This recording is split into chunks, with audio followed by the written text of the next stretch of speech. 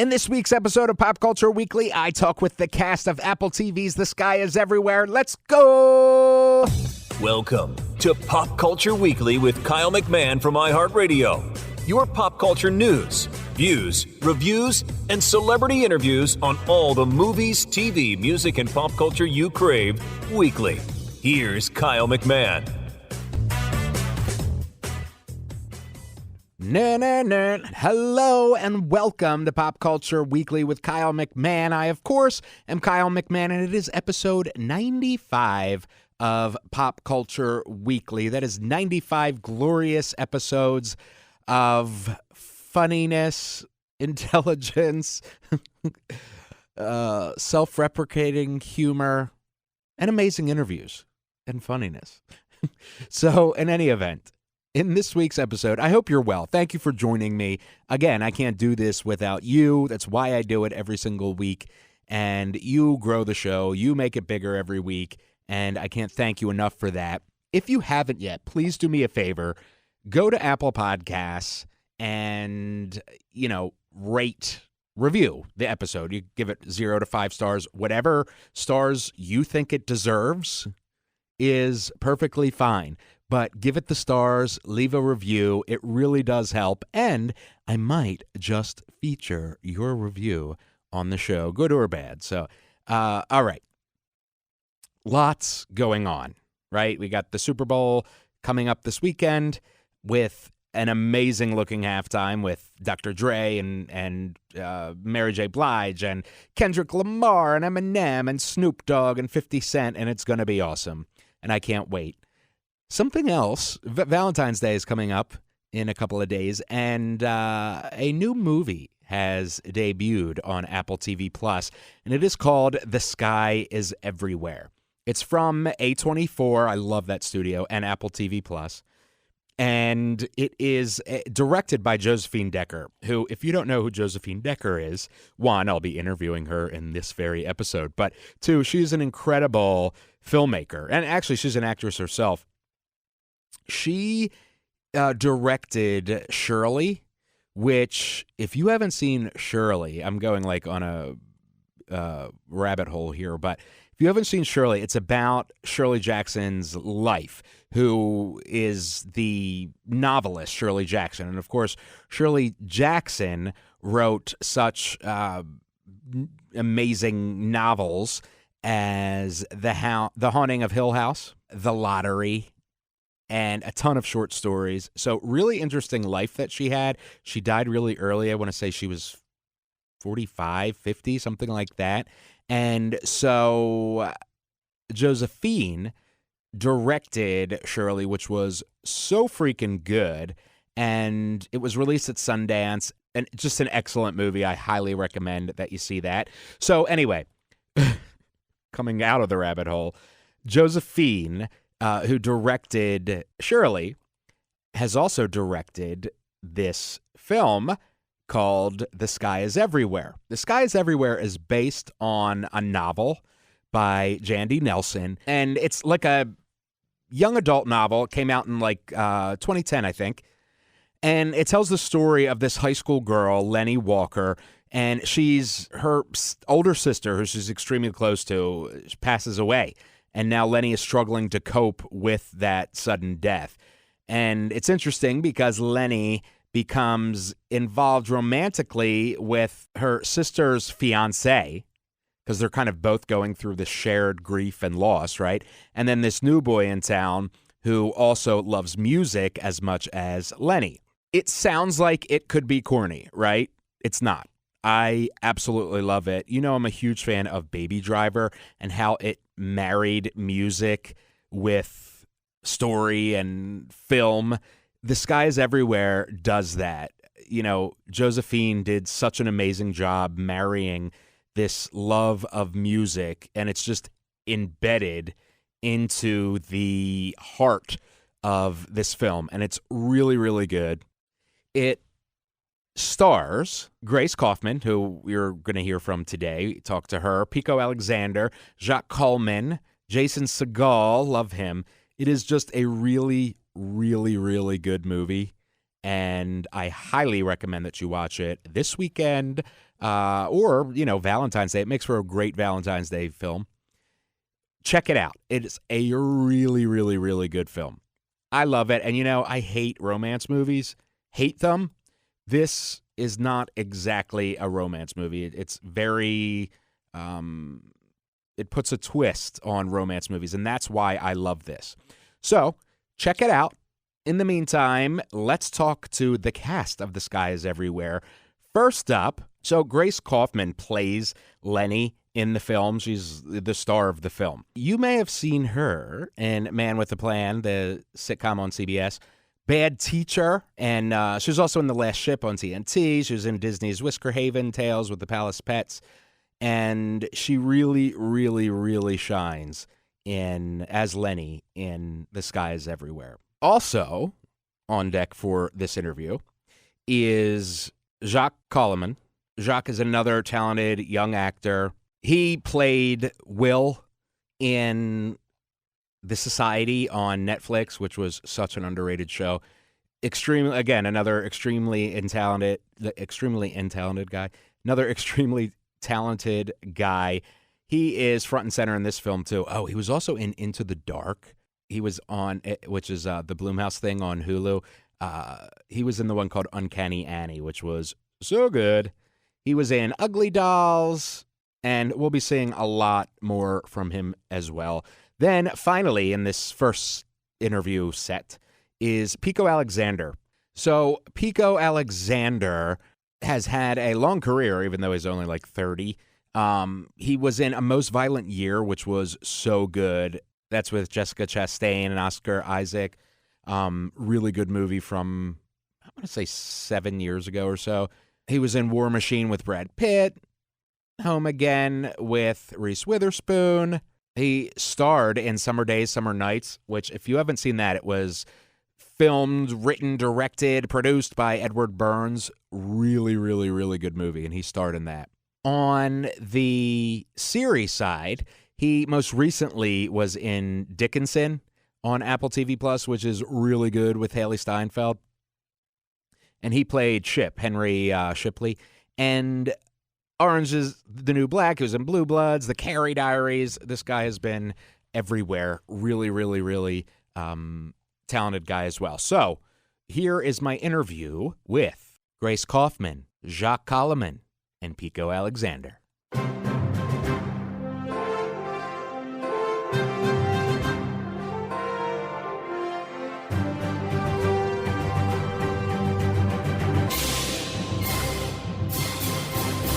Thank you, Jacques, Pico, and Grace, for speaking with me. I really appreciate it.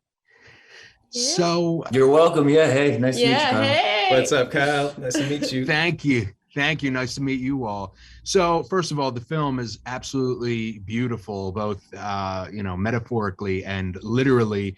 And you all are, dealing with it. For me, the film is a lot about grief, and how we express that grief, deal with that grief, channel it into different relationships and that sort of thing. Was there anything for each of you that drove that as you portrayed your characters? I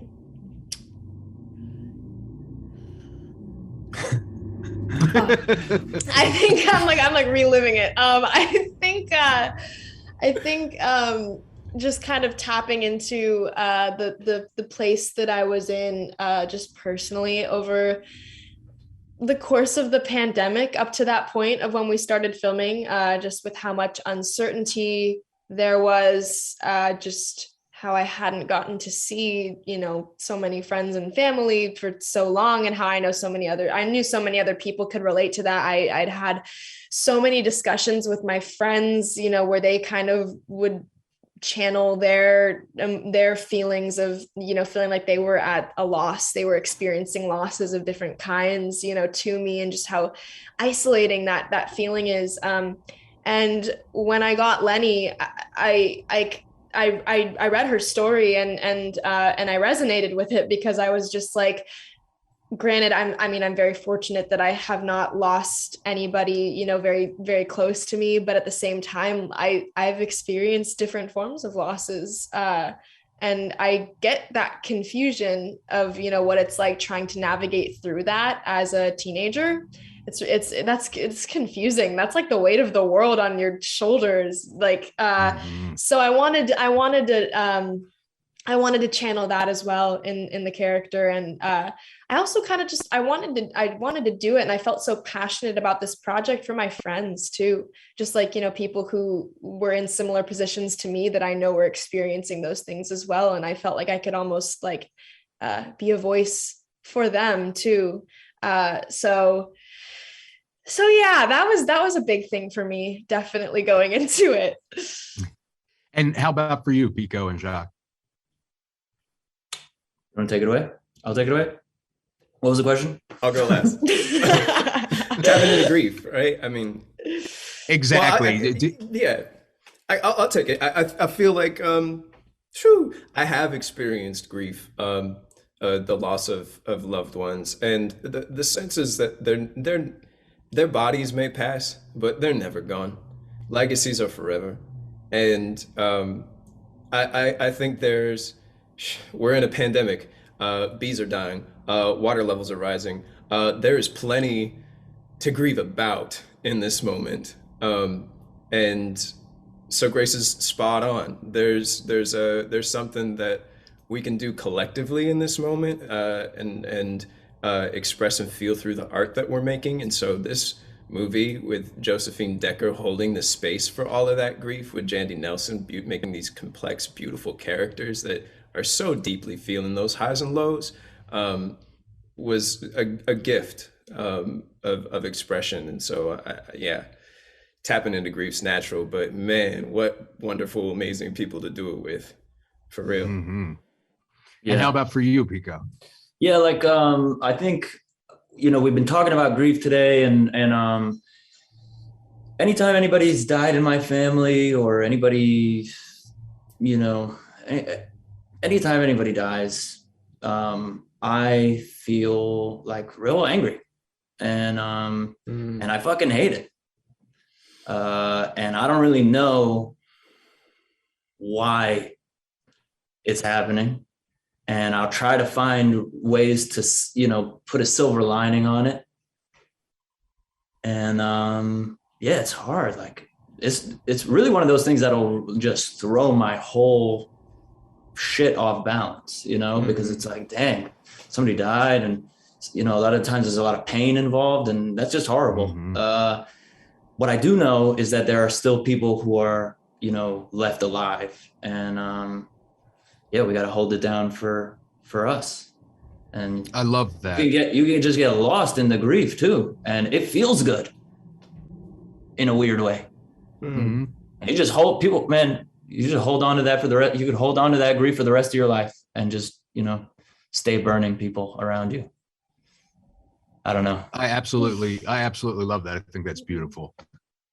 Oh, thanks. Thank you all for speaking with me. I really appreciate it. I can't wait for everybody to see the film. Oh, thank you Thanks, so man. much. Appreciate talking to you too, Kyle. Take care. Nice meeting you. Thanks, you man. as well. See ya. Bye. Peace. Yes. Love them. I love getting like this side of the story, the inside scoop from the actors themselves. Really, really, really talented cast. And I'm telling you, you're going to love this movie. All right. Next up is Josephine Decker. We talked a little bit about before. Besides being a director, she's also an actor herself, which I love. She's a writer, producer, director, actor. Love it. And again, I loved her last film, Shirley. So good. And you're going to love this one too. It is really, really, really, really just beautifully shot. I can't tell you enough how much I love how it married this, the music with the story. All right. So anyway, enough blabbing. Here is my interview with the director of The Sky is Everywhere, Josephine Decker. Thank you so much for speaking with me, Josephine. I appreciate it. Oh, I'm so glad to be on your show. Thank you for having me. Of course. First of all, congratulations on the film. It's absolutely beautiful. Both the content and how you've translated it from the book to the screen, and the I don't know how to describe it, the soul behind it. I love how you've translated the music, the musical element of it to like a surreal experience. Was that important for you to do going in? It was, well, I grew up playing classical music. I was obsessed. I played piano really seriously when I was a young person. I was obsessed with Beethoven. So when I read the script and I was like, this is about two teenagers obsessed with Bach, I just saw myself in it so much. And there was this scene in the garden when they lie down and listen to Bach's Air on G, and it's such a beautiful song. And so I knew I really wanted it to play out for like at least, like a 2-minute section of it, because you want the audience to also fall in love with the music just like they do. But it was written actually to originally just be like flowers blossoming. And then I was like, gosh, you know what? It really feels like it wants to be a dance number, but how do you dance to this like sensual, sensitive piece? And so I was like, well, maybe the roses can become humans and dance around them, and then maybe they can dance too. And so it was a very like simple, subtle dance that we did to this like obviously seminal, huge classical piece that everyone knows. And I worked with choreographer Faye Driscoll on it, and also our costume designer just like came up with those amazing rose costumes. So it was really a joy to work on. Yeah, and it shows. It was a joy to watch. And for you, grief is such a seminal, center of this film. Was there anything that you drew from for that? Because it's so raw in so many ways. Yeah. So I think I read the script, gosh, I think it was like 4 years ago, and fell in love with it. And at the time I was in a very happy place. I was like, I need to make a joy movie. This is going to be the happiest movie I'll ever make. I'm so excited to create it. And then I got attached to the project. And then as we were going out to raise money for it, I had actually just gone through one of the biggest losses I've had in my adult life. And I was dealing with all of this grief and was like, God, I really need this movie. I need a place to process my grief and be with that grief. And so to have those two completely different moments in my life feel embodied by that movie, it just speaks to the strength of Jan B's writing and to the world that she built, that it could hold all of that. And it definitely made it much more salient on set. I think everyone has gone through some grief, even if it's not necessarily losing someone as close to them as Lenny does with her sister. But I think we've all experienced grief in some way, large or small. And so I could feel that the whole cast brought that, and crew brought that understanding, that depth and that richness to the world. We shot the movie during the pandemic and the California wildfires. It was a really challenging moment. We'd all been in our houses alone, really scared for like 5 or 6 months. This is the very beginning of the pandemic in 2020. And so I think we're just so grateful to be working and to come together. And I think everyone brought something very personal to that space. And we're grateful for the community, also grateful to be telling a story that meant so much to all of us. And I think it's so poignant, especially now with all the grief that, we so many are experiencing. So thank you so much for speaking with me, and thank you for this really a treat of a film. It's such an amazing film. I can't wait for everybody to see it. Oh, thank you, Kyle. Thank you so much for everything. Thank you for having me on. Thank you. Have a great day. You too. Bye. Isn't she delightful? I really, really enjoy her. I love talking with directors about their projects. They really just conceptualize a whole world, and envision how it's going to be down to insane details. And for me, like I said, I was so in love with the way that this movie married and I know I keep saying that, but it's the only way I can describe it, married the music of The Sky Is Everywhere with the film. It makes you, the music is a part. It's a character in the film. That's the best. Oh, that's good, Kyle. I should have put that in my review. In any event, so that is the interviews for The Sky Is Everywhere.